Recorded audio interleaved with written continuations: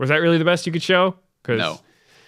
I hope not. I really hope not. Or, they'll be hard to watch because I don't want to see those kind of performances again. Okay. They're already dead, Meteos. All right.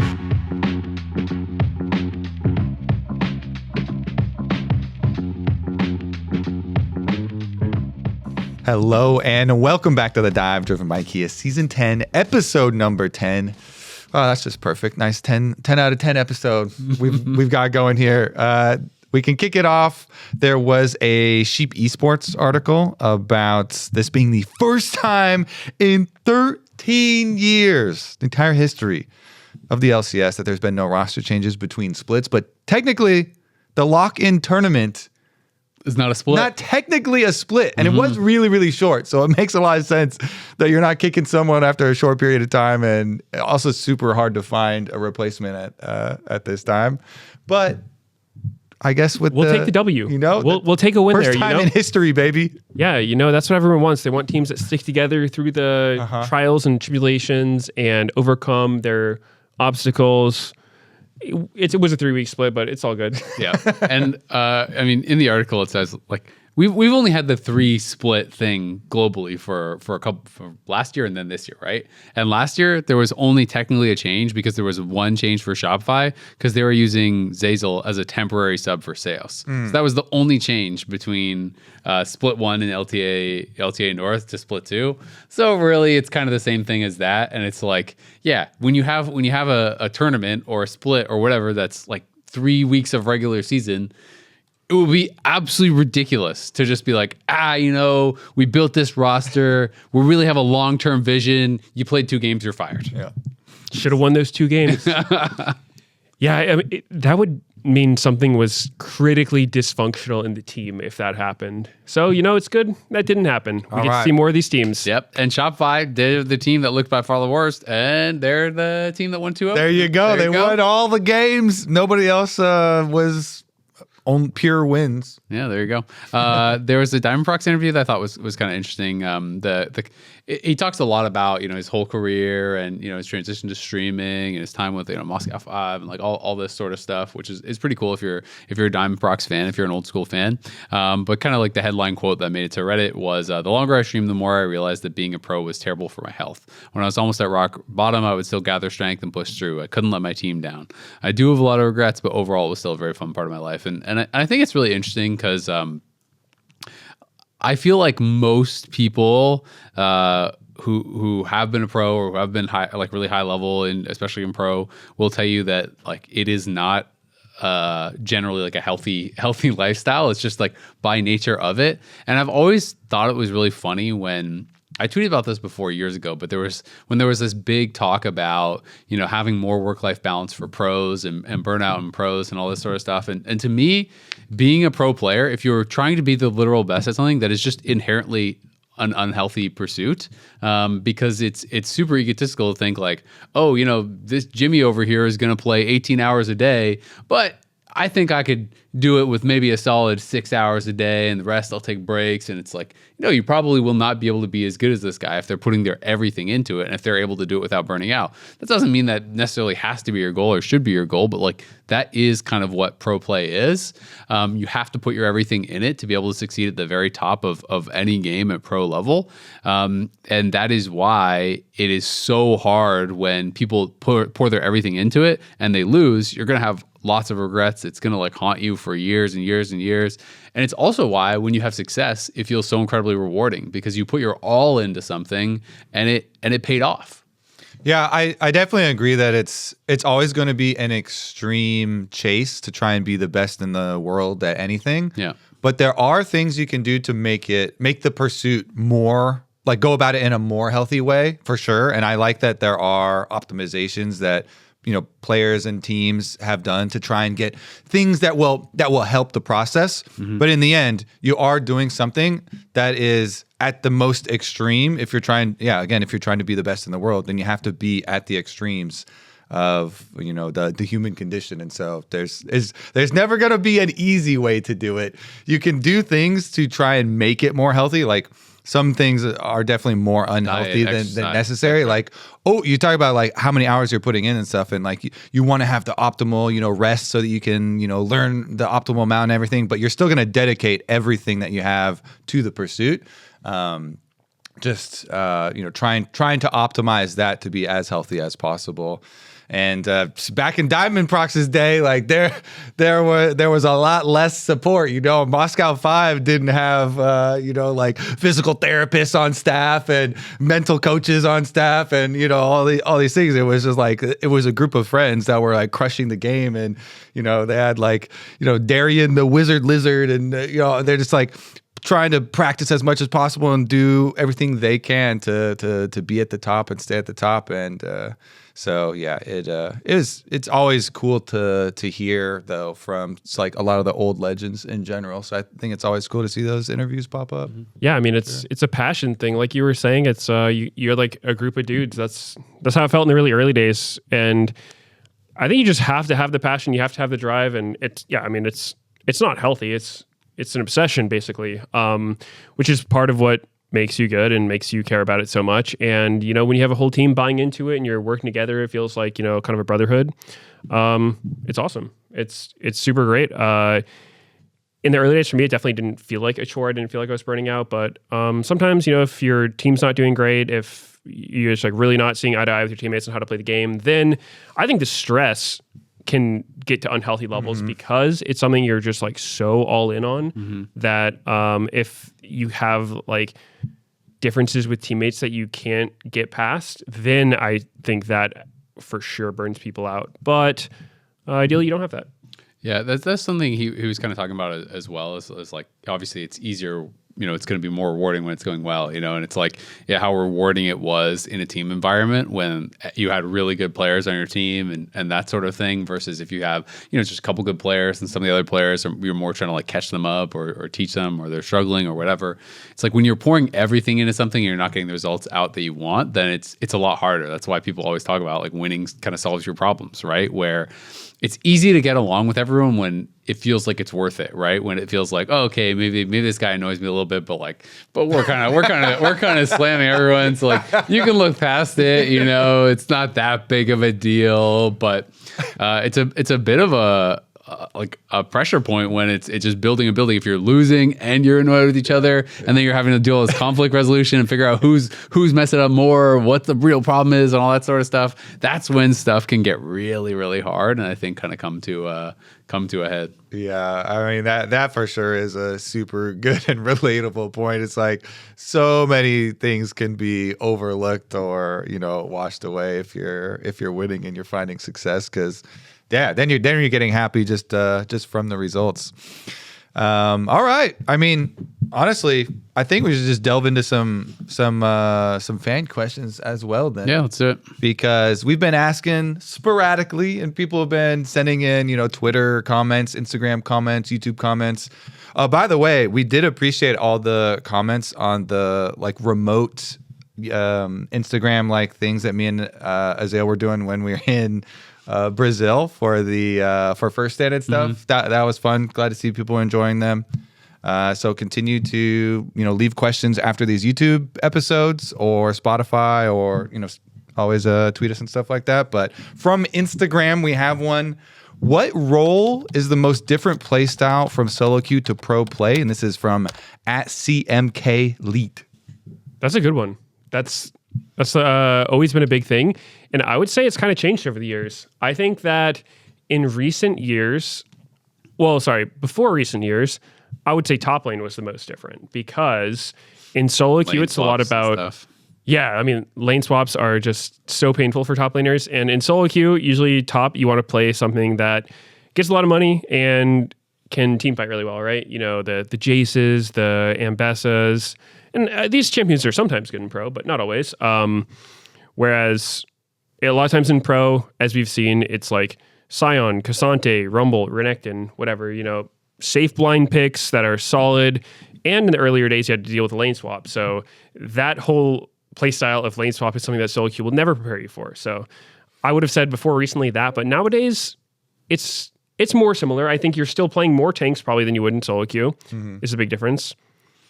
But if you had to ask me the most different, it's got to be jungle, right? I always say jungle. Yeah, I instantly go for jungle just because even going from solo queue to flex queue or solo queue to clash or something like or ARAM. Or it's such a big change right for a jungler because literally like your mentality has to go from like fully suited up armor protection mode. I'm 1v9. Like you gotta be able to, sometimes your teammates are turning on you. Sometimes you gotta be able to go to winning lanes only. You know, you can't be going to losers. You gotta like so different jungle matchups. You like completely different goals in the game. So many different choices to organize play where, you know, you trust your teammates and they have your best interests at heart and you can coordinate plays. So I usually default to that too, but especially when the pro meta is really weird with lane swaps and stuff. Sometimes, I could say top lane, or sometimes I can say support. Yeah. But I think I probably most often default to jungle. I felt like for a lot of the years I would have said top because I do think it's just so wildly different, right? I do think the game changes though have brought it more similar to solo queue. One thing I would ask though is like, has that not also happened a little bit with pro meta in jungle? Because I feel like nowadays it's so much like 6-clamp clear, scuttle, base, like everyone is power farming for the most part, it feels like in jungle, way more so than they used to. One of the big things that we used to always talk about is there's this difference in pro play versus solo queue for junglers, where it's like in solo queue, they would play carry style junglers and they'd power farm and they'd get really strong and they try to 1v9 the game. And then in pro play, like for a lot of years, including a lot of years that you were playing, it was much more of a supportive style where you're low on farm, you're skipping camps, you're deciding like which camps you actually need to take so you help push out lanes and cover your junglers and cover your laners and play for vision, all this sort of stuff. And I feel like nowadays, to me, I'm not saying there isn't still a big difference, but it feels like how top lane moved more similar to solo queue. I kind of feel like jungle has done a similar thing. It's definitely moved more in that direction, like you said, because before you genuinely bought sight stones and the trapper's knife. That was kind of a while ago at this point. I think it was like 2020. They got rid of the wards in the jungle. But I would say the picks are pretty different in solo queue versus pro, because in solo queue, it's a lot of, especially lately, it's a lot of the lethality, super fast clearing junglers, because I would say the simplest way to describe it is that in pro play, most of the time, both teams have a pretty good idea of what the other jungler is doing. You might not know exactly where he is, but it's kind of rare that they show up somewhere and you had no idea they could have been there, right? Versus solo queue, I would say most of the time they don't know where you are, so ganks are a lot more likely to work. And it definitely depends what bracket you're playing in, because when I play in challenger games, with pro players, the games are actually pretty stable and competitive. It feels not that far off pro games, but the lower you go, the more chaotic they get, and you'll have like the really degenerate cheeses that happen. And I think junglers will get more fed on average in solo queue because people will just die. So that's probably the biggest difference. Whereas in pro, a lot of times it's just trying to pick champions that kind of do a lot with a little. It's a lot of the Vi, Jarvans, and Zhao. Do a lot with a Sundered Sky. Yeah, exactly. You want champions that are strong. You don't want to pick something super weak and get bullied. Otherwise, you end up with the Blabber Sejuani versus Jarvan situation where it's like, hey man, I can't farm a single camp. Good luck, team. They managed to win that game, so it doesn't really support my point. But I mean, the matchup itself kind of went pretty far. So I think that, you kind of want to take like a champion that has early gank pressure, can do things early, not able to get bullied out of their jungler super easily. And then I think being able to start a fight without getting genuinely one shot is probably a huge difference as well, because a lot of the time in pro play, it turns into these games of vision where one team will have full control over Baron and, hey, we got to get control of this. My support's a Lulu. He's not face checking, so get in there, Xin Zhao, right? And so you can't exactly do the solo queue profane Axiom arc on Ambess or whatever and then face check, or you get one shot and killed. So you want to have like Sundered Sky, you want to have some amount of durability that you're not genuinely one shot while still being somewhat threatening. So I think that's sort of how jungle's been the last few years.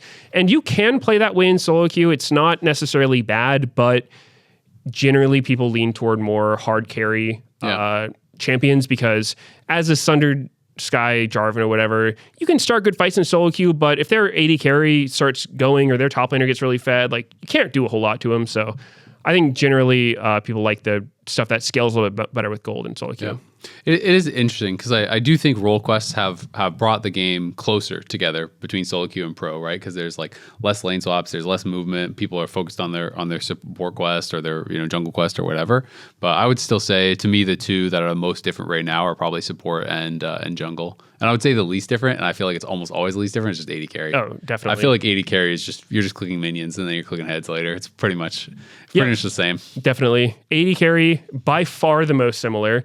Mid lane is kind of. I think the way you play the lane for the most part is more similar, but like with jungle, I think the picks are different. When you look at the most popular champs mid lane, there's a lot more, Ignite Zeds and Ignite Electrocute champions. Whereas in pro, you generally opt for the more stable stuff. You want TP so you can play the map later, and people are more likely to go bone plating, second win type things to just have the lane not. I mean, pro players are just really good, right? You're not necessarily going to just kill them as Zed with Ignite. Yeah. Sometimes you see people try it, and I'm not saying it can't work, but it's just so risky because if you don't win your lane, and even sometimes if you do win your lane, it's just hard to play out the rest of the game.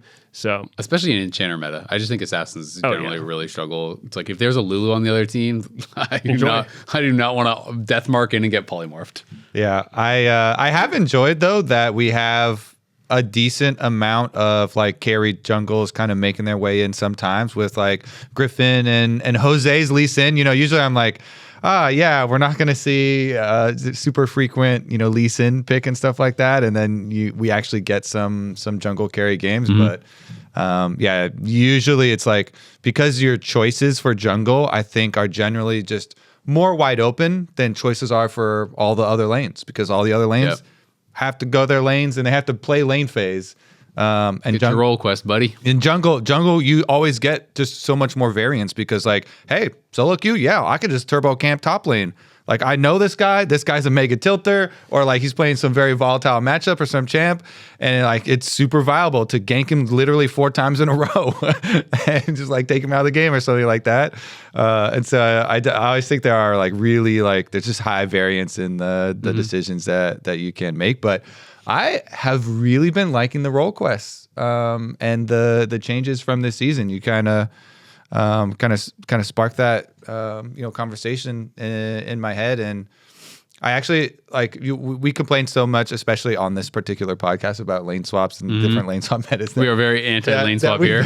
We have been pro viewer opinions. A lot of there's been a lot of different versions of lane swaps. Yeah, some are different. We hate them all. Yeah, but I actually I was kind of skeptical. Oh, let's see how the role quests and stuff, all this stuff like turns out, and honestly, it's been pretty good. Like we haven't really looked back at it that much because this season is still pretty new, but it's cool.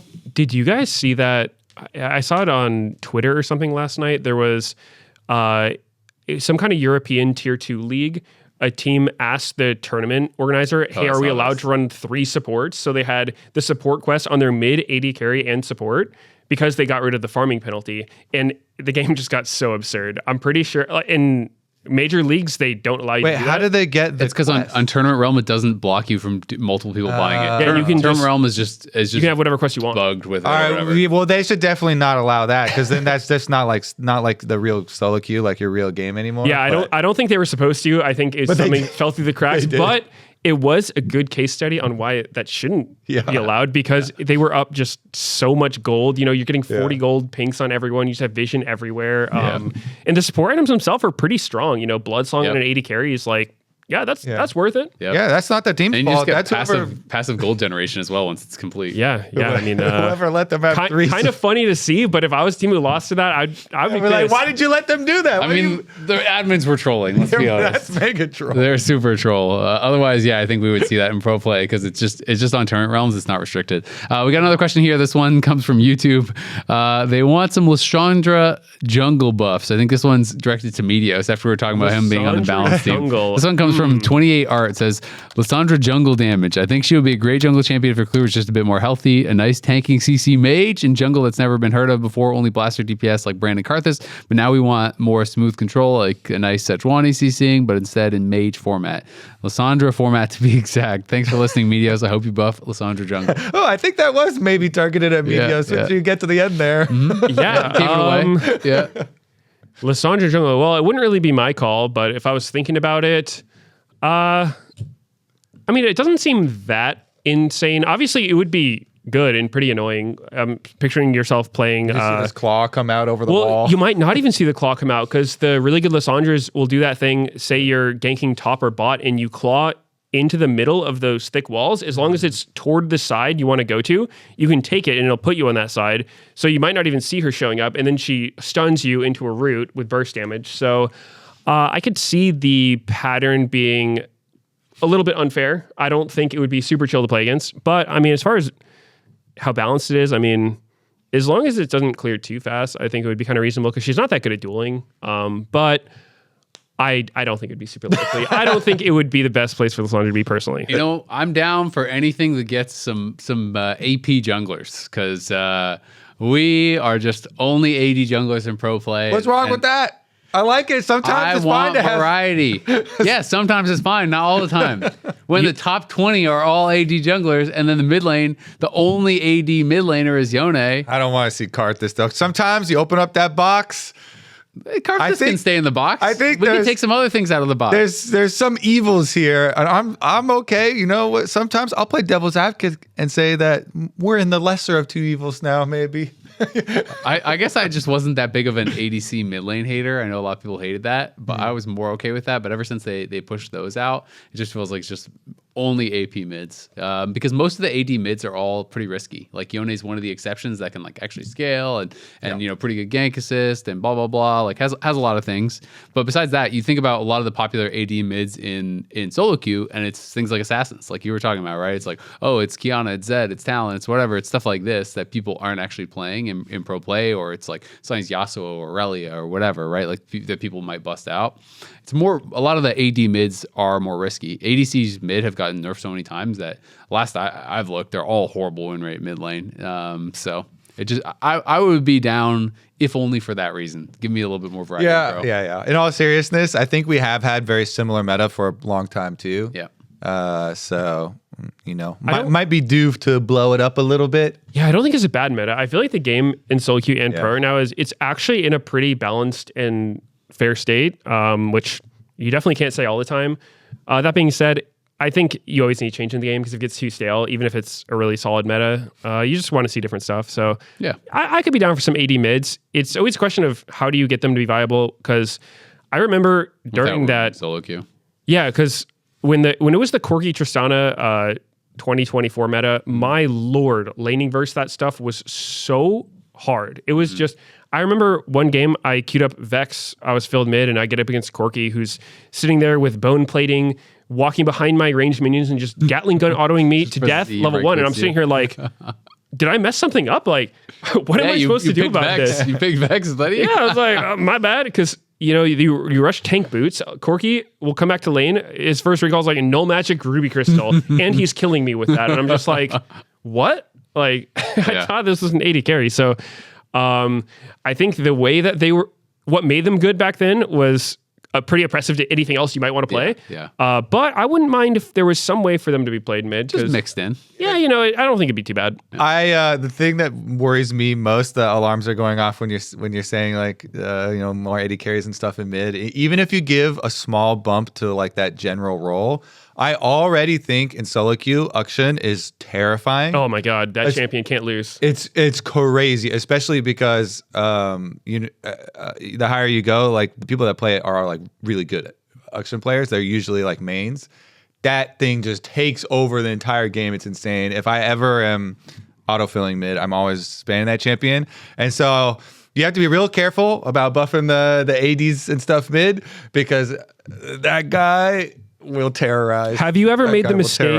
Have you ever made the mistake of walking either mid lane or mid lane river bush or your Raptors level 1 against that champion? He'll start E and just straight up kill you. He will just kill you level 1, and you're just sitting there like, what just happened? I just get shell shocked from it. Yeah, it's crazy. Especially because when I am autofilled mid too, I usually have to pick like Galio or something. Yeah. And so then if they pick it into that, it's like, well, he beats me mid. I can't follow him or do anything. Like then you're like saying to your whole team, good luck, guys. There's like an invisible, super high damage, super mobile, infinite ganking swing machine guy. Yo, he's going bot. I'm gonna follow. Oh wait, he's just sitting here invisible. I'm dead. Oh dang! Like that's really rough. Sorry, guys. Yeah, that champion is absolute nightmare to play against. Yeah.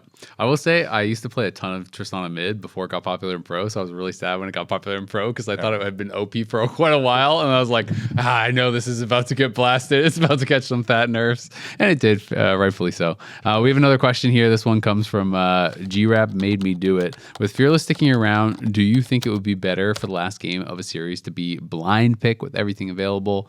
I'm an instant no because I actually think Game 4, Game 5 are by far the most exciting part of Fearless. When you're actually getting deep into it and where drafting becomes way more complex for coaches and where teams can actually get, I think, sometimes significant advantages with having a deep champion pool.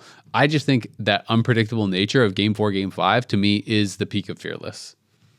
Yeah, you came out strong with a good argument that I was going to bring up also because I'm like, that's what the real meat of Fearless.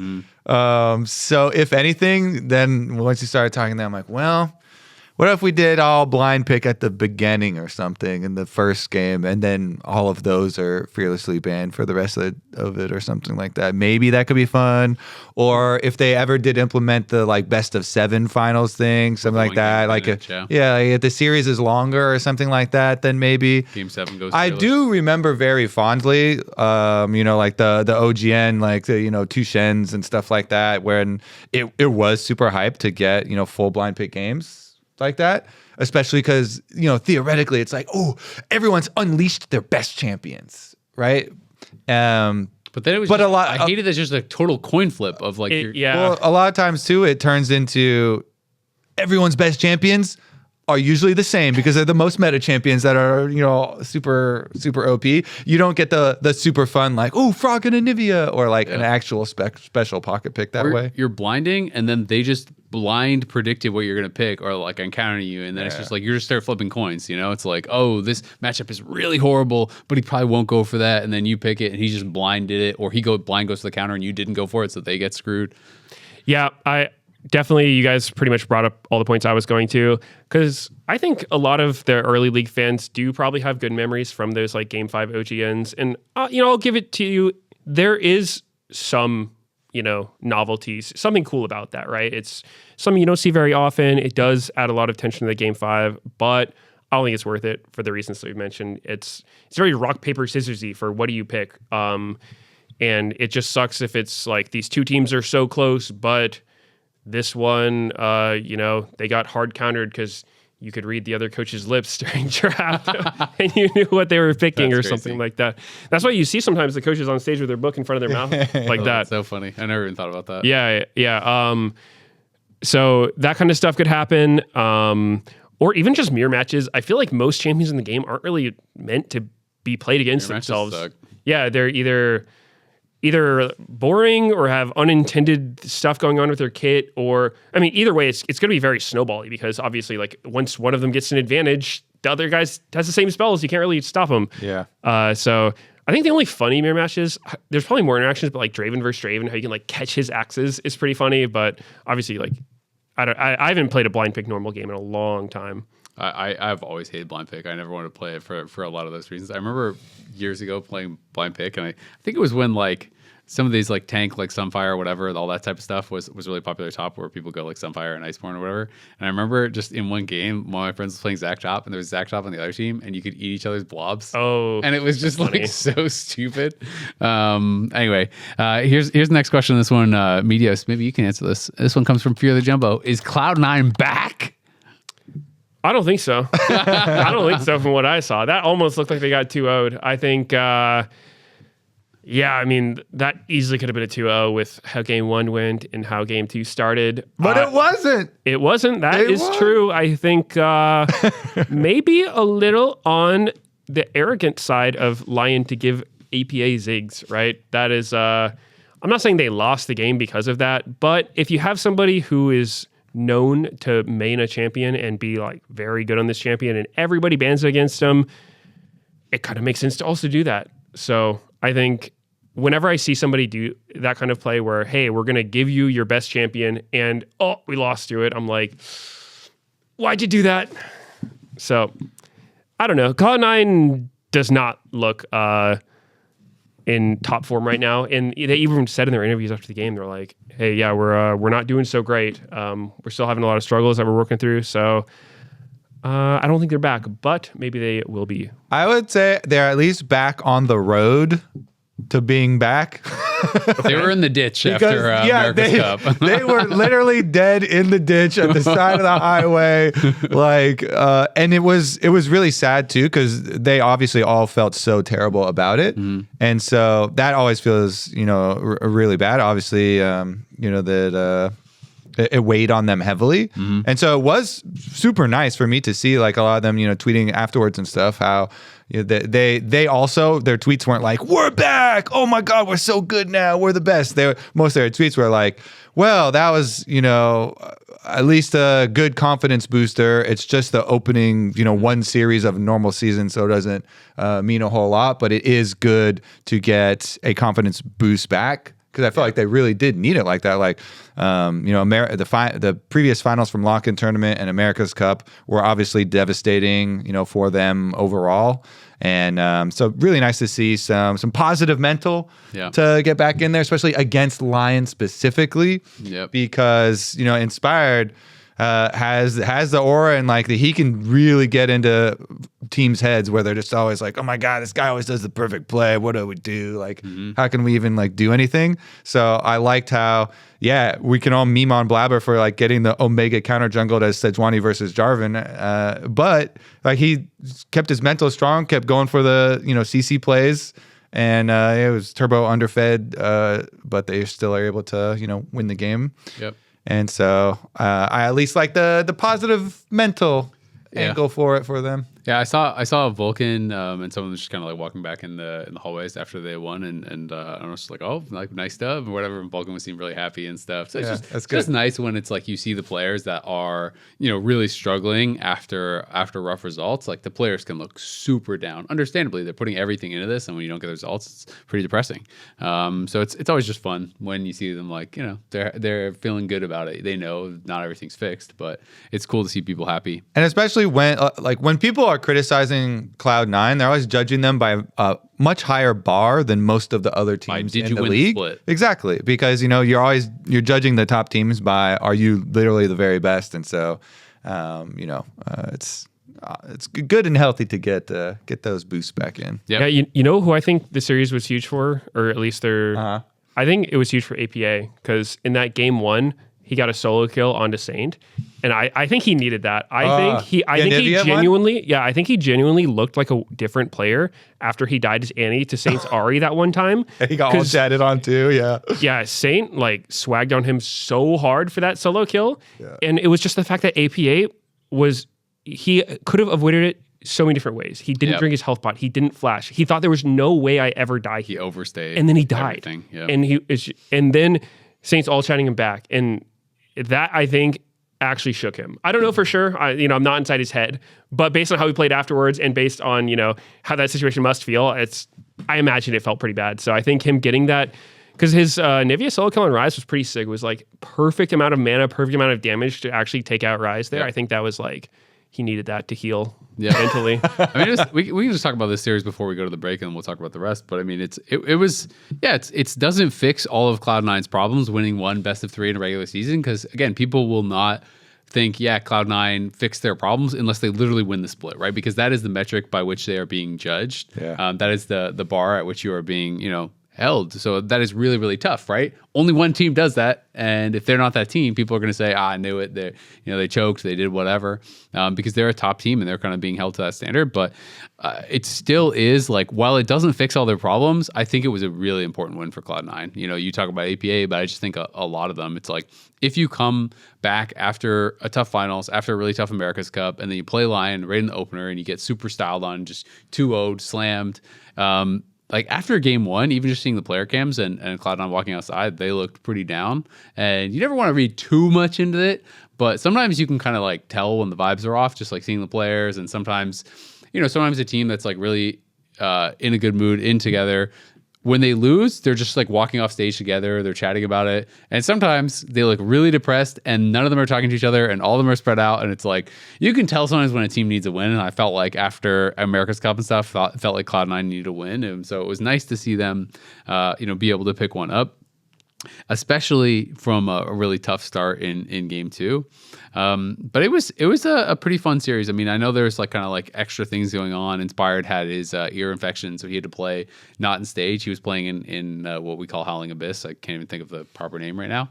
But in the kind of other studio by himself. So he could not wear his headset all the way on and stuff. So there's some other things going on maybe that affect it a little bit. But I feel like overall Cloud9 played a pretty solid series. And yeah, I mean, I think from both that and talking to a lot of the players, people still have Cloud9 up in the top three, right? Like everyone is saying that it's Cloud9, it's TL, and it's LYON, even though TL obviously had a bad split last in lock-in.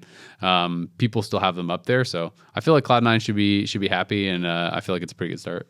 Yeah, I guess we're going over the whole series. We should go over the series from the LYON side of it also, because you have to look at it from the other side. Even though LYON, everything was all roses with them, winning finals and going to first stand and getting some international play and stuff, and we're like, wow, look how much this team has improved over such a short period since coming together, in just a short lock-in tournament.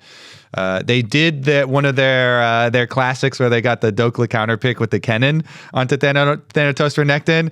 But like I've seen this counter pick so much, and it's like once you kill the Kennen one time or like get the Kennen's flash or something, it's over. Then it's like the Renekton. It's so hard to deal with a good Renekton player because they can use the wave to just jump on you and put so much pressure on you. And then when you see a Kennen that's a Gunblade Kennen as well behind. Like Gunblade Kennen doesn't have like plan B, there's not a lot of like other directions you can go. You can once you're there, like you are a squishy little rat with a tiny gun, and you're pretty far behind the curve. So I don't think it made me like more worrisome or anything for LYON, but I feel about the same about this team as I previously did. Some games they look really, really good. Then some games they're not as coordinated, and you start to get a little worried. And you're like, well, we did have a lot of these comps listen in where everybody's on point and they're all going the same directions. But then we also have comps listen ins where there's like questioning each other's positioning and like flaming, and then it's some of these non-coordinated plays. So I don't think there's any particular issue with the flame side, by the way, as far as the one of the hot topics, of course, is always Inspired. Not only how he directs the team, but how they interact. And I remember I'm only just remembering now, so I don't have the actual interview. I'll try and look it up afterwards so I can quote the actual interview. But Dokla had there was a tweet where Dokla had done an interview talking about with someone. Yeah, I don't know if you can look up who did it exactly, so we can credit. But Dokla was like, yeah, you're not supposed to have everything be rainbows and sunshine within a team. He thinks that he basically thought that it was a good thing that they could critically discuss problems very quickly and assert them. And he basically was saying that he didn't have a problem with Inspired being direct and blunt and communicating his opinions on the correct play and correcting those things. So I don't know if you found it yet. Yeah, it was from Nayman. Nice. They did it, and the quote was, he's probably the best teammate you could possibly want. Inspired is always tryharding, always critical of every mistake, and very objective. He doesn't sugarcoat. It's really easy to play with. That's exactly what you want in a teammate. That's Dokla talking about Inspired. And so it's like a professional view of, hey, let's get to this criticism and solve the problems and type of thing. And also that reminds me of it was Sheep Esports that did the DiamondProx interview. Nice. I forgot to mention that. But I do think they talked about this on pros as well. Emily was kind of it was Ignar, FBI, and Contracts were on pros, and she kind of asked them about their point of view on like how Inspired talks and like that sort of thing. And it's the reality is it's going to be pretty subjective. Some people respond really well to super direct, feedback, and some people maybe are a little bit more sensitive. Maybe you have to, sugarcoat it a bit. It's like the reality is you kind of have to cater your feedback a little bit to the player. Maybe you shouldn't have to, but that's just kind of human nature. Everyone's different and takes things differently.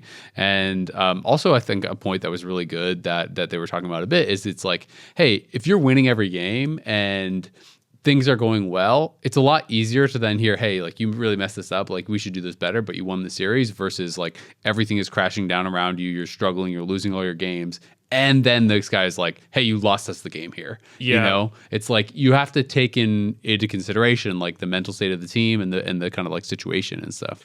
Yeah, I think that point you made is huge, because it is the case that, if you win a game and someone points out a mistake, you can look at it and be like, oh yeah, that was a mistake. But if you lose, it does start sounding like you made a mistake. Is like, yeah, this is why we lost. It was like your skill as a player is like not enough for us to win, kind of deal. And so it can feel very personal. So I get that, and that's something that I definitely had to learn as a player, because I don't think I was quite on the sensitive versus like blunt scale of feedback. I'm more on the blunt side, but probably not like European levels, where I think they're like, very, very direct about it. But especially when I would have some Korean teammates, I think Korean culture is like very much so on the other side, where I remember, I think it was like on 100 Thieves with Ryu and Someday.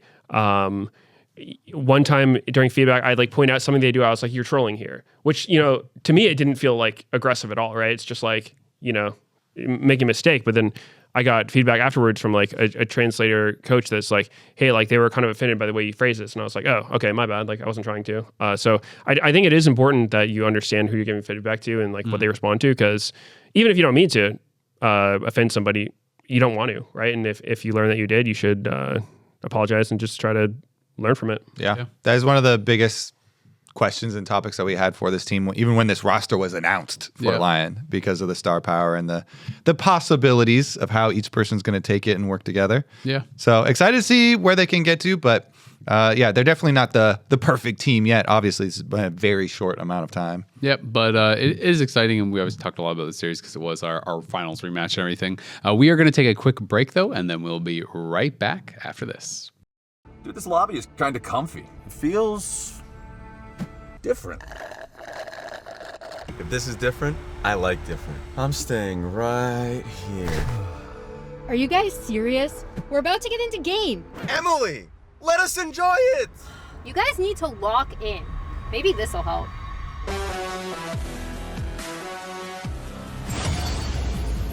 Oh no, not already. Welcome back to the dive driven by Kia. It is time to talk about the next week's matches that are coming up. I think we'll just start looking forward from here on. So Saturday is going to be starting with Shopify versus Team Liquid Alienware.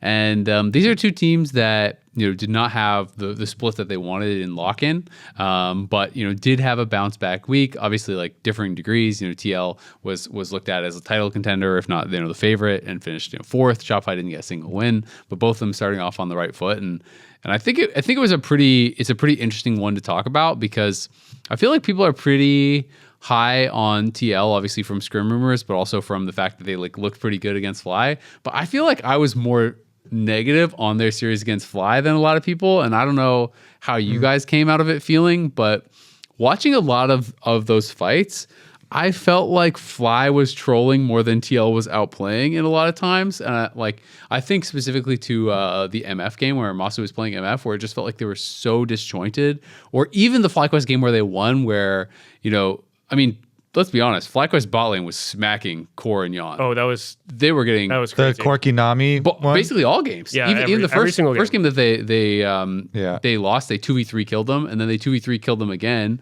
Jose showed up later, whatever you want to say, 2v2 kill into a kill back with the jungler, whatever you want to call it. But they were smacking them. But even the Corky game, it felt like FlyQuest, it's like you have this teammate who's so fed, but you still want the game to be about you, and these solo laners just kept trying to do things and dying. And I'm just like, when you're that person who's omega fed, and you're in game, at least I'm always just thinking like, just don't fight without me. Like I'm 10-0, just fight with me and we win every fight. And it just felt like the soul laners for Fly kept trying to do things.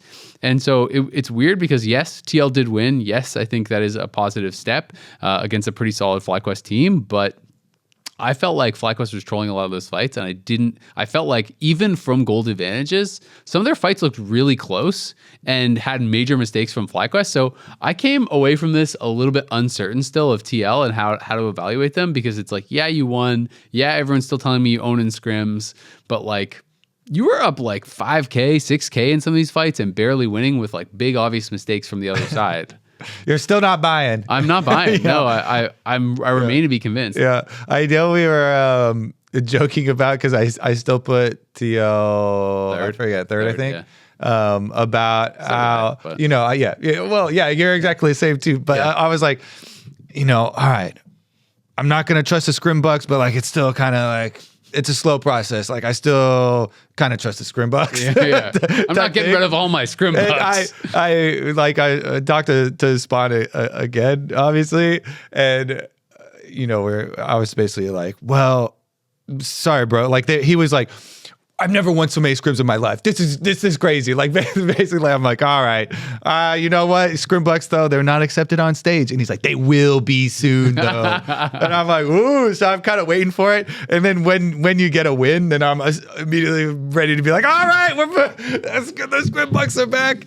At least to me, the positive things I want to latch onto for TL were Quid and Jose, just individual performances. Yeah. Yes, definitely some team fights for sure for TL. Could definitely have been better. I think bottom lane phase for sure. They got stomped. There were a lot of moments. I will say though, Masu and Crowdgen, I already had as one of the best, if not the best, like laning duo early on. Like they had already been smurfing a lot. Yeah. So it is, very good opponents, but for sure, But we Core and expect Yon used to be- more out of Yon and Core JJ. Yeah. Because that's what you rebuilt this whole roster around. That they literally rebuilt the whole team around that core because they were so confident in Yon and Core after the previous year. And so that's definitely an area for improvement. But I did latch on to, oh man, Quid and Jose, because that was one of the things that was so exciting about the signings here with the,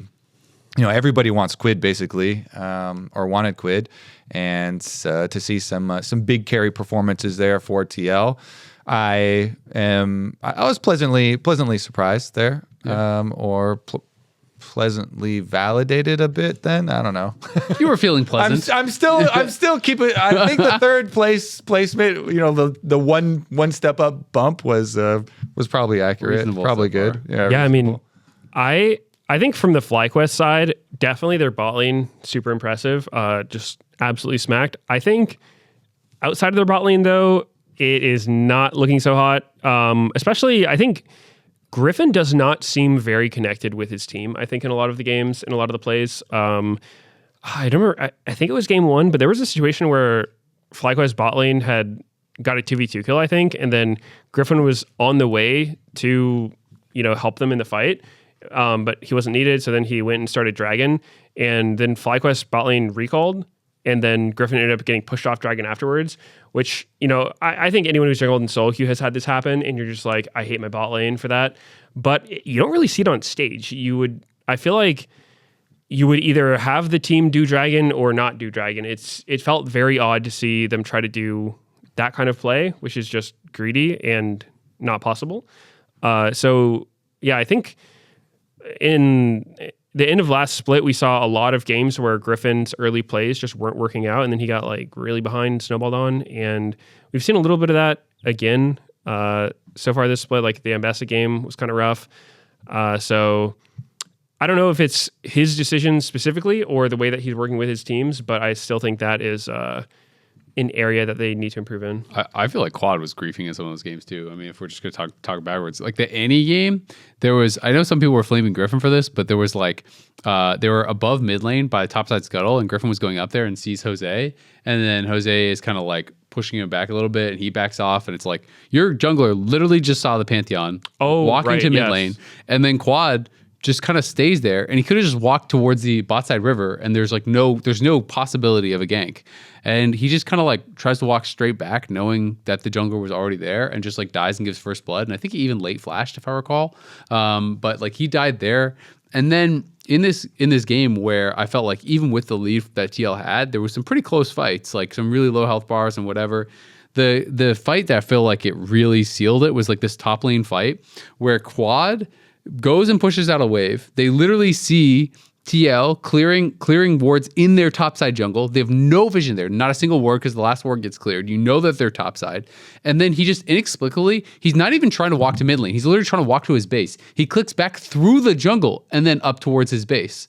And just like face checks them and gets arrowed and just loses 95% of his HP instantly. And then everyone from FlyQuest tries to come over. And even with that, it ended up still being a close fight. But like Masu had to flash instantly. Like the fight was just kind of a disaster. But I felt like he was trolling on his pathing in a few of these things. The Xerath game wasn't really selling me. He just kind of like ended up farming even against the Azir, and then was very disrespectful in the side lanes. Like when he had no flash and the wave is pushing towards him, he just like walked up and face checked Jose on the Xin and got solo killed. I feel like Quad is not playing his best at all. So I mean, I think you can go beyond Griffin, and really just like the top side to me has not been living up to expectations. I think Gatkos has been okay. I don't think Gatkos has been a weak link for them. He's kind of on the like tanks and whatnot. So there's only so much you can do, I think, in those situations. But yeah, I think that Quad and Griffin not playing great so far. Definitely going to need to see some more from them to kind of feel better about this team. It kind of feels like FlyQuest. I don't know if you guys get this vibe, but I feel like their players sometimes just get bored and they're just like, I need to fight. I need to do something. Like this Mundo game, even though they won it and Griffin didn't die in the game and Gatkos only had the one death.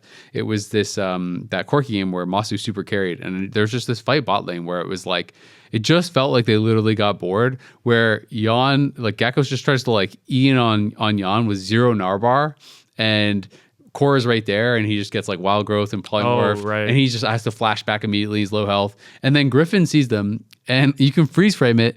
And LYON is, I want to say, at least 90%, if not 95% HP. Core is full health. They have barrier. They have like all their stuff except for wild growth. And Griffin just pops his ult and runs at him. And I'm like, what are we doing? Like, just don't fight where the Corki is not. And LYON at that point was down, what, like 60 CS, 70 CS, or something like that, and actually got to get well, I don't want to say free because he uses flash, but he got to get a kill on Gatkos and like be back in the game a little bit. But I just get that vibe with LYQUIST sometimes where they're just like, not enough has happened in a little while. Like, I feel like I need to do something. They just feel like they lack patience even in winning spots.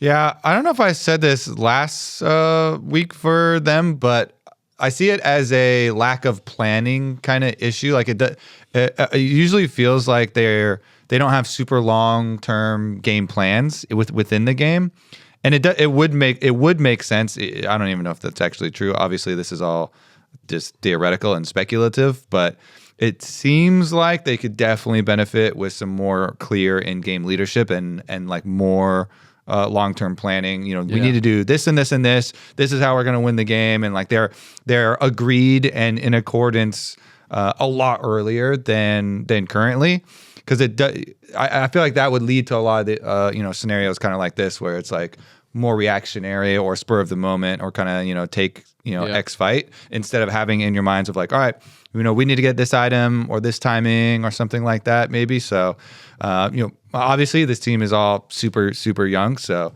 that those things can be hard to figure out within the team. I know that there are, Masu has talked about it several times about, I got to be a leader now. And he's usually been like a fairly quiet person in real life, and it's kind of similar things with Quad. They're kind of the more quiet carries. And when Inspired was on the team with Quad on FlyQuest, they talked a lot about he needs to ask for more, what he needs, and communicate more and stuff like that. So just kind of theoretically you could see where that might be an issue for this team. That is something where they could make huge gains if they can figure out some sort of system to help with that. Yeah, definitely. I mean, they're probably one of the least collective experience teams. So it makes sense that there might take some time to figure out what's going on. I think it's a good point though, because it's one of those things where it's like if you just talk about in game, hey, Corky is about to hit this item. We have this many dragons. Like, just farm, play defensive, set up vision. We'll fight at the next dragon. We'll do this. If you have that plan set out, then people are less likely to just be like, "Ooh, I can kill this guy," and just kind of like go for it. So I think it makes a lot of sense. Maybe they do need to work on having more of a kind of like a long vision. That being said, obviously we talked about this individual series quite a bit. I still think TL is pretty heavily favored over Shopify. Obviously, Shopify did have a very dominant series over Dig. They kind of smacked him. Oh man, that last game.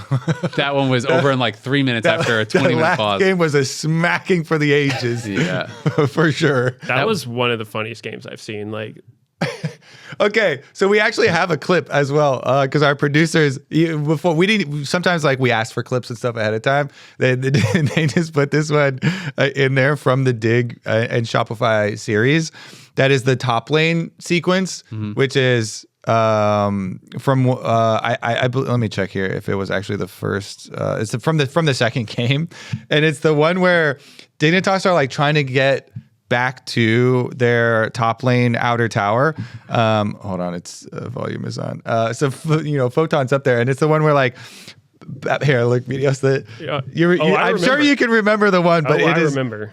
It is just so it's the hilarious one where you have Palafox on the Twisted Fate and he's like running to the tower as the entire Shopify team is trying to zone them out, but there's two traps from the Caitlyn next to the tower. And Palafox is like, I can't step on these traps, and so then they just poke him down there anyways, as he's like cornered in the tower.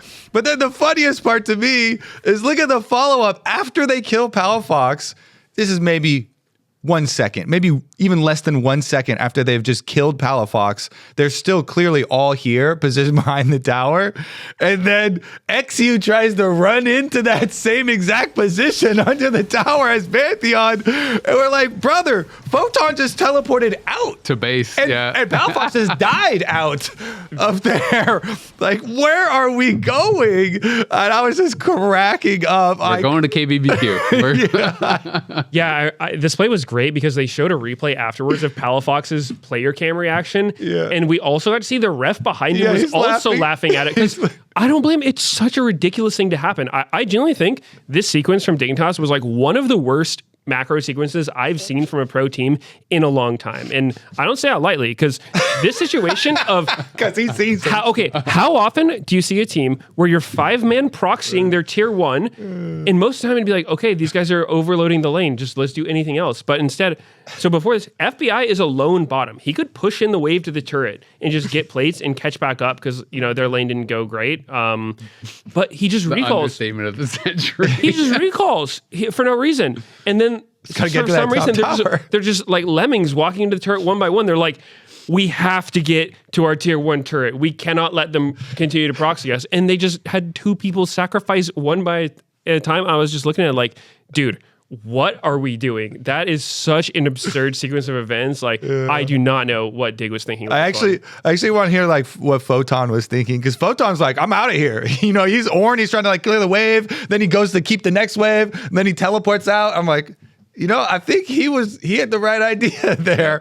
But the replays are just so funny. You mentioned not only the player replay for Palafox laughing, and then the ref behind him laughing. They also showed the coach reaction that was synced up with the time. I was like, oh my God, production is so smurfing this, because everyone instantly, as soon as this play is happening, everyone's just cracking up and laughing. And I thought they smurfed it because they also got the coach in real time being like, what are we doing, guys? If that would kill me as a coach. If my team did that, I would be like, dude, what the hell? I mean, this game was cooked so fast, though. I think B-Boy, he had the biggest gold lead at 8 since 2020. So in 6 years. So bot lane was not going well. You could definitely say that. I mean, this game was absolutely cooked. Shopify, I feel like, it's when we power ranked them in lock-in, I think they were like around 4th-ish. They were boosted a bit above that in the average because Kankus had them first. But they I feel like they could be a solid middle of the pack team. We'll just have to see, right? Like it remains to be seen. These guys were on pros, people from both sides of this matchup, and they're kind of joking about it. Kind of sounded like Dignitas loses to everyone in scrims and Shopify only beats Dignitas is kind of what I walked away from after watching this. But I feel like if Shopify can be competitive against Liquid, then I will be a lot more excited for this team, and I'll believe that they could go a lot higher. But I did not feel like there was much to take away from their win against Dignitas because, I don't know, I just think Dignitas looked horrible in that series, and I feel like XU and Palafox looked not good at all. I mean, Dignitas in general looked not good, but I feel like that was like Photon versus the world. It felt like in that series. He was playing Renekton in game 1, if I recall, and he had like a huge individual lead, and he was in a pretty good spot. Everywhere else was a disaster. And then game 2, they put him on Ornn, and I was kind of like, well, like Ornn might be good for the comp, but you have this comp where it was like Ornn top, TF mid, and then you have Yunara Lulu in this matchup bot versus Kate and what was the other? Nico or something? Nico. And so it's like, your only chance to win the game, basically, like all you're doing is playing for bot, right? Like that's your only damage. And then bot goes bad instantly, and you're just like, all right, well. Okay, well, here's the weird part about that game, too. And I could not figure this out while I was watching it. Why did XU path up that game? Your entire WinCon's bot. Palafox ran bot level 1 to the bush to help his bot lane get some kind of advantage, because bot lanes do their ritual. Everyone rushed to the middle bush to try to get control of the lane. Palafox is there, throws the gold card. Didn't get too much done, but at least it was like, like a little bit. Trade level 1, 2v3. Yeah, exactly. And that's obviously not good for Palafox's lane to do that. But with the draft and what they did level 1, it's pretty clear your way to play this game is through bottom. You have an Ornn TF. Also, why did we pick TF in this game with Ornn top, Lulu bottom? It's not like you have great kill pressure, but anyway. But XU pathed up this game away from his bot lane, and then Contracts pathed down, and it went about as you would expect in this situation. So I don't know. I'm not really an XU hater, but this was a very, very bad. But if you were, XU haters are eating good after that one, because that was right after dropping a 1-9 Skarner performance in the game before, where pretty much everything he went for just made no sense and ended with him dying. So I don't know.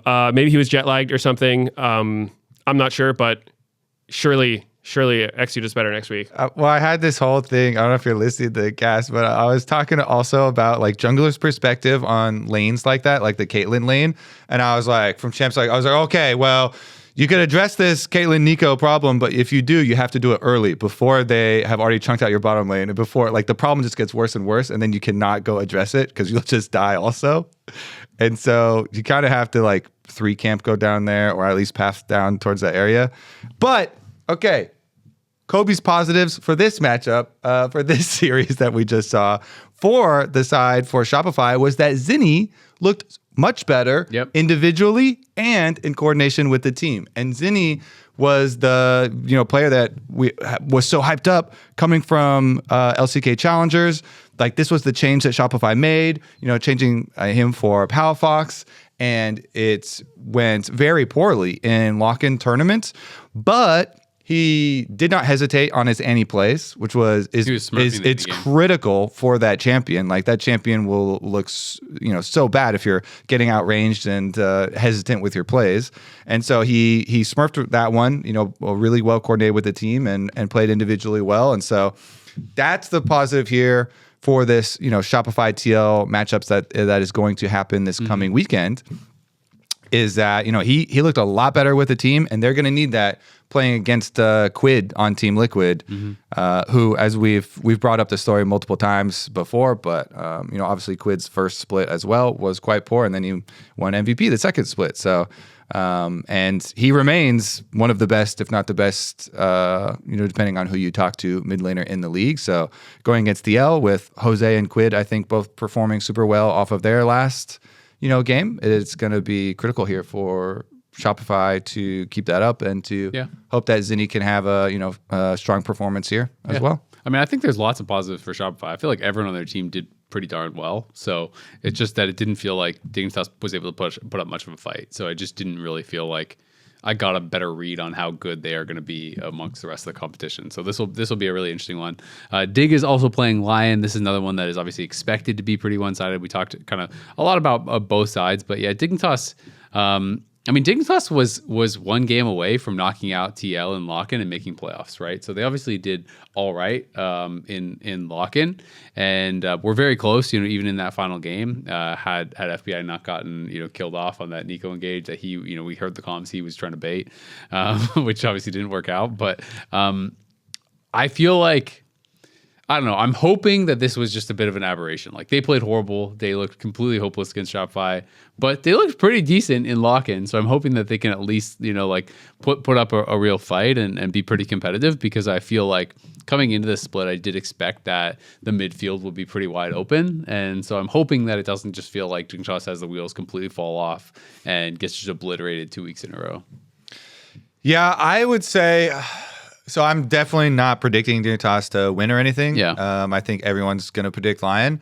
But I will at least say I don't think Dignitas is supposed to be as bad as we just saw this previous weekend. No. So that is the, hope angle for the squad. And I think probably the bar for Dignitas in this series versus LYON is how good can you look? Nobody expects you to win. But how good can you look in multiple different facets of the game? Because there are so many, honestly, after the opening weekend, and obviously it's going to be really tough. Inspired led teams are usually very well coordinated. There have been some LYON games though where hubris gets the better of individual players and they're trying to limit test, or they literally versus Dig and Lock-In. Yeah, they're desynced sometimes. So. You can try and upset the kind of hierarchy of the LCS here and go big. People are definitely not going to be expecting it after the previous series. But again, I think that was, even with people expecting less out of Dig, I think that was an underperformance that we saw. Yeah. I am very low on Dig right now. I think that was... How low can you go?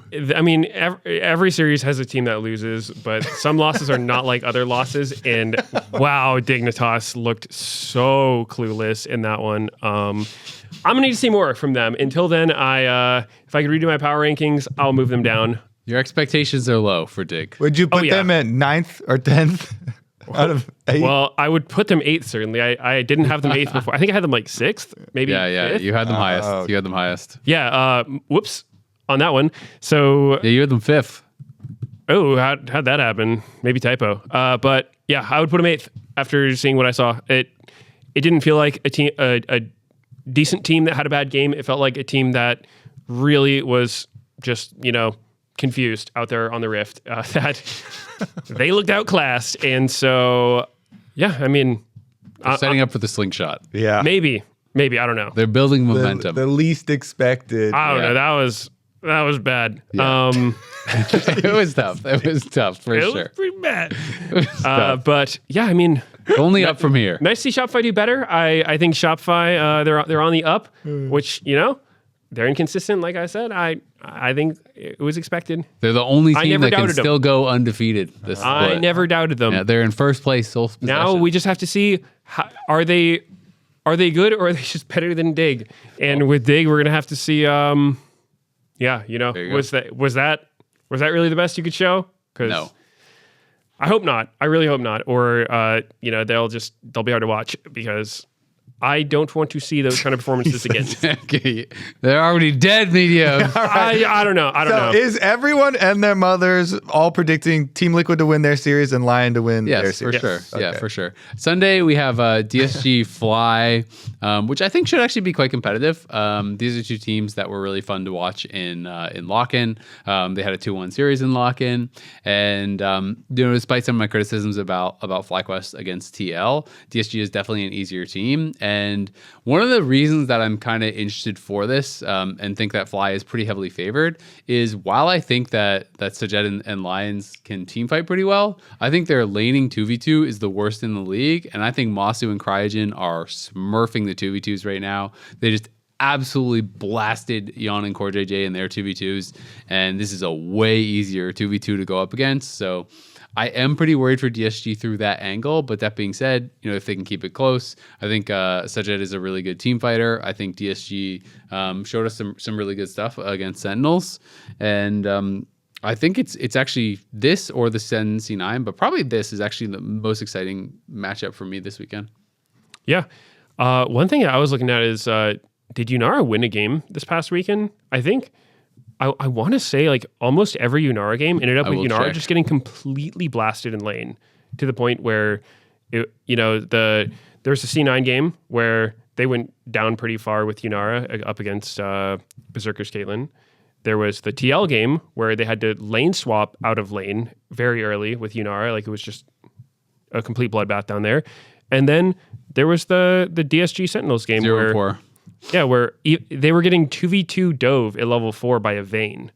So I'm wondering, did maybe this champ's nice little average gold diff of a negative 2,226 for Yunara. It's only 4 games, but every game Yunara got slammed. Like she was getting rolled. It's one thing to, pick a champion and lose the game with it. It's another thing to pick a champion and just get stomped in lane. So maybe the prio on her is a little high right now. Maybe there's too many strong counters or something like that. But I think that could definitely affect how these lanes go. Maybe teams just didn't have the right read on her. Because if everybody's getting slammed with it, then you got to kind of look at the champion. Yeah, and I mean so especially if you're getting like the Caitlyn Nico style lanes and stuff into it, and people building around countering it. That's why we didn't see a lot of previously we didn't see a lot of first game Yunara picks. Usually it was a little bit into Fearless after some of these strong answers and counter picks and stuff had been worked through. I mean, usually Caitlyn actually doesn't show up super early in Fearless or anything like that either. But the heavy range stuff is definitely going to be difficult. I will say though, last time that these two teams did play, FlyQuest did win. So it was 2-1. That was with Kisno before they got the Kryra in, which obviously was the excuse me the plan all along to get Kryra, and he's pivotal for the team. But it did showcase. Jesus, my voice I guess is gone. It did showcase, I think, a lot of the snowballing and the power of the individuals in the early game for FlyQuest that they were able to utilize last time around. Yeah, I mean, one thing that was also just super positive. Obviously, Disguise won their series against Sentinels. That's really good for them. This series, more than anything, though, oh my God, Castle was blasting Impact. That was rough. Impact got slammed in every matchup. He got slammed when he got counterpicked. There was the sick predict on the Q. That Aurora kill was dirty. That was nasty. That was so sick. He predicted the Gnar flash with the Aurora Q and solo kills him under his tower instantly as he hits 6. Then the next game, Impact counterpicks him and it's like, all right, time for some revenge. Got the volley bear. And he was up, to his credit, 20-25 CS. Good Ambessas, though, are very hard to kill because it has infinite dashes. They just kind of have to give up CS. So he was slowly winning the matchup.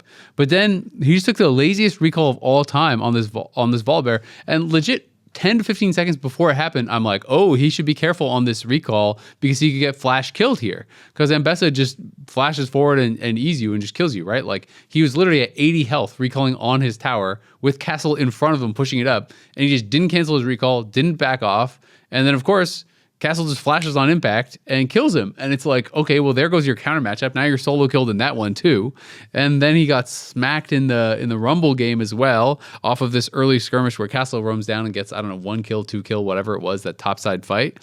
But this was a horrible series for Impact and a really, really impressive series for Castle. So it's exciting to see. People talk very positively about Castle and have for years as an individual, but he's obviously always been kind of on lower end teams and sometimes the very bottom teams. So it was cool to see him shining against a team that's more expected to be like more middle or higher up, like Sentinels.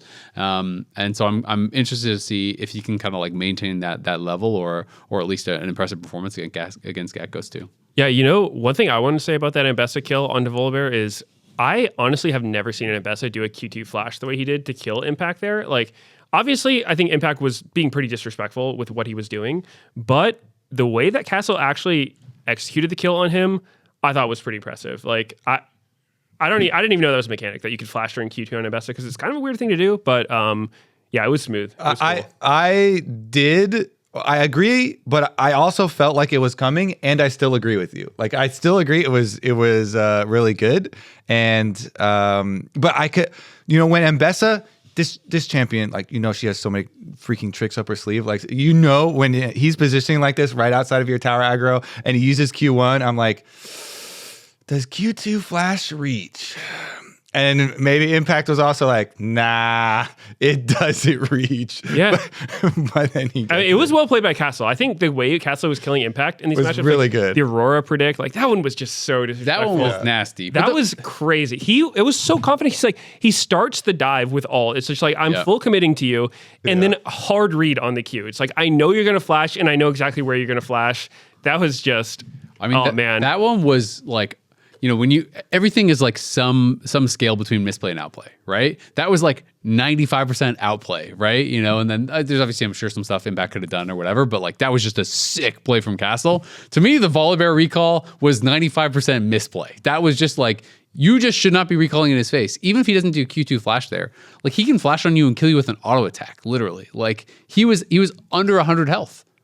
Yeah. It's like anything, flash auto, E, flash Q, flash like literally anything and you're dead. And so it's not like Volibear has any instant reaction thing. Like the ult he had already used and obviously has a delay before you get the bonus health. The E takes a while to crash down. Like he has no ability to do something to react. It's not like you're barrier baiting him. It just made no sense to me.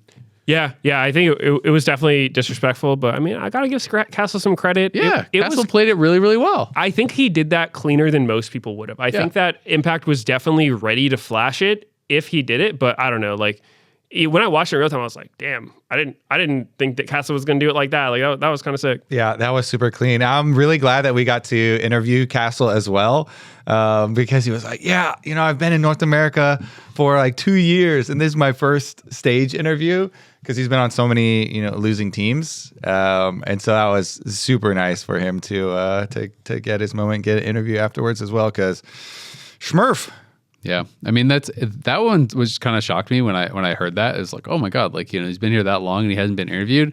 But then you go back and you realize, oh okay, like some of the teams that he was on basically just never won, which makes it generally we do winner side interviews. And when you think about so when he first came, he was on Immortals team that was like 7-22, and that's including game wins in best of threes, right? Like I don't know how many series they won, but not a lot, a couple. And then the next year, their win rate was like 10-27. So again, they maybe won a couple. And it's hard because when you have a player in this situation, I think Castle definitely should have been interviewed before that or been on pros or something. Like obviously he's a really fun player and he's a really impressive individual, but there's always, when it's a team that doesn't win a lot, there's so many players that you haven't heard from in a long time. So it's always hard to decide like who do you interview, right? Like, when Scary Jerry came up with Disguise and stuff, and like that was kind of a cool story. People were talking a lot about him because people were excited about him coming through tier 2 and wanted to get a chance to have him on pros one time and interview him, and who he's obviously been around for a long time and is like a great interview. So people want to talk to him. So it's always tough, but I'm glad he got his moment and had such a good series, and hopefully we'll get a lot more chances to interview him and have him on some content. Okay, so this one actually we should do predictions for everybody because this one is not predetermined for sure. Even though FlyQuest won last time around 2-1 still. Obviously we already went over. We got Cry written now. And the teams have had some more tape. So are you still you already were leaning towards FlyQuest? I'm Fly 2-1. I just think it's the best laning bot lane in the league versus the worst laning bot lane in the league. And I think that is going to be a really big difficulty to overcome. And I don't see Castle being able to get the same kind of advantages they did against Impact. I think that's pretty hard to replicate. Yeah, this is a tough one. I am going to say DSG winning just because I think that Kryra has looked a little bit more solid than Griffin to me. I think that also mid lane, Call Me versus Quad, I think the mid control is just going to be better for DSG. And I think that the way that they play together as a team is also better. And I think that FlyQuest, they got a great bot lane. I think Gatghost will absolutely do better than Impact did against Castle. But I think that even if your players individually are playing better, if you don't have that team play, it's pretty hard. So I'm going to say DSG, but not super strongly. I think it's going to be super close. Yeah, it is going to be super close, and this is a really fun matchup because both teams have so many young players and talent that is very fresh out of tier 2. And I think probably I'm just going to guess that cumulatively, like this matchup between these two orgs, these two teams, is the matchup that would have the least number of tier 1 pro games played over the careers of all the players combined in it. So I'm super excited for it. And I do think it's going to be close. But man, because I was going to bring up Call Me as well. I think like mid lane might go that way, but then bottom lane the other way. Castle's performing really well. It's definitely dicey. Honestly, in the end, I guess I'll go FlyQuest this time around, just because they won last time too. Yeah, I'm surprised you guys aren't more on the FlyQuest side, just because I feel like Masu and Cryogen are playing so well, and yeah, there was this really cool Vayne game, but like Sejed and Lions just have not been a good 2v2. Like they are really good in team fight, but I mean, obviously it's not the whole game, but I just think it can be difficult. Like bot lane is so important in the current meta, I feel like right now. When your bot lane gets out of the game and you have to do these like jank lane swaps where you're swapping before role quests and like putting people in weird spots, I feel like those games are really hard to recover from. DSG have just shown a lot of resilience in a lot of their games though, and have been able to, weather the storm and get to some good mid game strategies. So we'll see. Yep, it'll be fun. Sentinels versus C9 is last one. We talked a lot about C9. Obviously, Sentinels, we just touched on a little bit. They had their series versus DSG. Obviously, Impact had a horrific series against Castle. Overall, the series was actually pretty close, though. I think Sentinels were holding up. Hambach had a really, really good Skarner game. That was kind of cool to see after the Sentinels CEO Rob Moore was on the pre-show, and he came on and he was saying how his favorite champion to watch is Hambach Skarner. And then it's like, well, that's random. And then he just picks it and smurfs on it. And you're like, okay, maybe it's not that random. Yeah. As soon as he said it, I was like, we're going to clip this, bring that back. Because, well, Hambach did play it in the playoffs of last split as well. And Skarner has gotten buffed since then. So I don't necessarily think he's this unbeatable pro play menace that he was for a while after his rework, but I think he's pretty solid. I think he's definitely not bad. His solo queue win rate is like looking pretty good. Yeah. That's comparatively, because he was down bad for a while. So I'm a fan of the champion, and I think Hambach plays it pretty well. Skarner's an interesting champion because he's obviously not. When you think of hard champions to play, you don't think of Skarner, but I do think if you don't put enough time into the champion, there are some like pretty big mistakes you can make on him. I think using his E properly and his R both take some getting used to. They're not that easy to use effectively, and they're like, obviously extremely important and punishable if you mess it up. So yeah, I think you can tell the difference between a good and a bad Skarner player. And stuff like chaining your CC together and like pulling them close to a wall to be able to get a good charge afterwards, and like getting them just over something, or knowing when they're not going to be able to bump over to the right position. So okay, here's a Skarner mechanic that I didn't actually know the specifics of it till I went on the wiki, and I bet you most people don't know. So when he grabs you with his E, if he's been traveling for 1.75 seconds or less on his E, he'll grab you for up to a second. But if it's past that, he'll only grab you for half a second. So that's actually a pretty big thing as far as like being. I didn't know that. Yeah, I didn't really know it specifically either. And he speeds up the longer he's charging. So like a really good Skarner player is going to know the times where you can grab somebody and actually get the full pivot into the wall to get the stun, or times where you won't be able to do that, and you just have to pull him as close as you can because in XU Skarner game there was that one situation where it looked like he was gonna. I think he could have stunned Contracts into the wall, but he tried to drift them around, stun him at a different wall, but didn't get far enough. So I think that kind of thing definitely is kind of like a experience thing for Skarner. Put more time in on the champion, and then you get the feel for the exact amount of time when it's going to be long hold or short hold, I guess. Yeah. What did you guys think about the Smolder game in Game 3? It's like, was the Smolder answer to Yone? What? I was so confused watching this. He just kept trying to gank bot lane. He was playing Smolder as if he was a Lissandra or an Annie or something. It was so funny to watch because I was just confused the whole time. He kept TP flanking bottom or roaming bottom, and they just had absolutely no way to kill anyone, but he just kept trying it.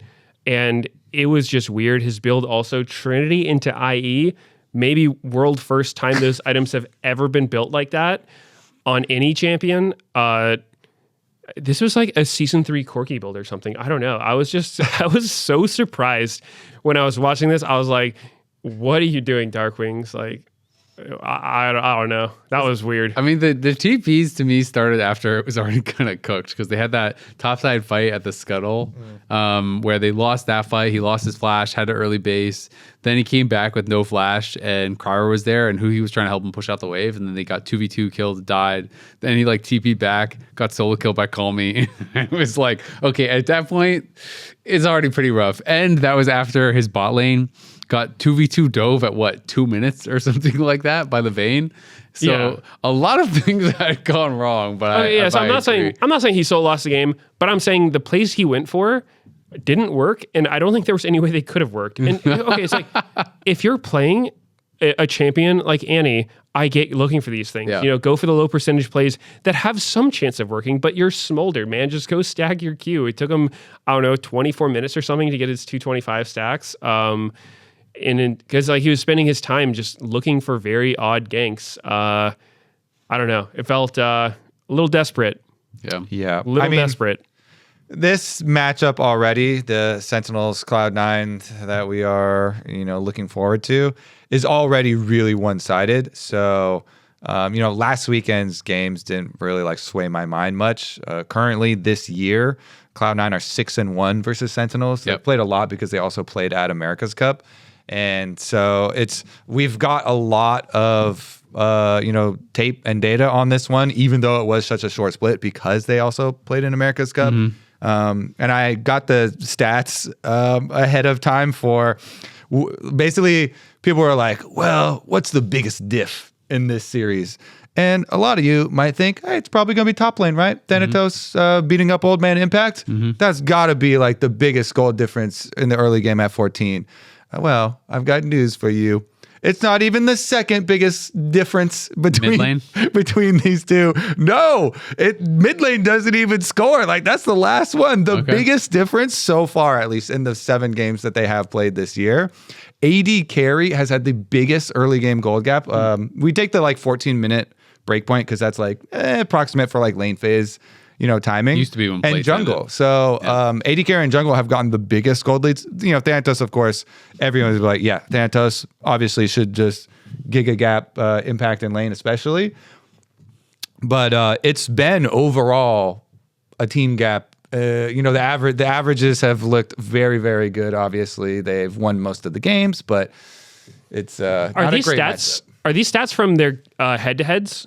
Yes, all okay. All the 7 was that the one where Sven had like the 8K gold lead or something? I think there was one game where Sven had one of the games was astronomical solo gold lead. So okay, I could believe that. Yeah, I could believe that. It's all of the 7 games. But when I look at paper, I'm still like when I'm ignoring those, I'm still thinking, it's probably still top lane. It's probably still the biggest difference. Yeah, it's and kind of the way it's been has been fairly predictable, and Cloud9 have, I feel like, so much confidence in playing versus this team. Yeah.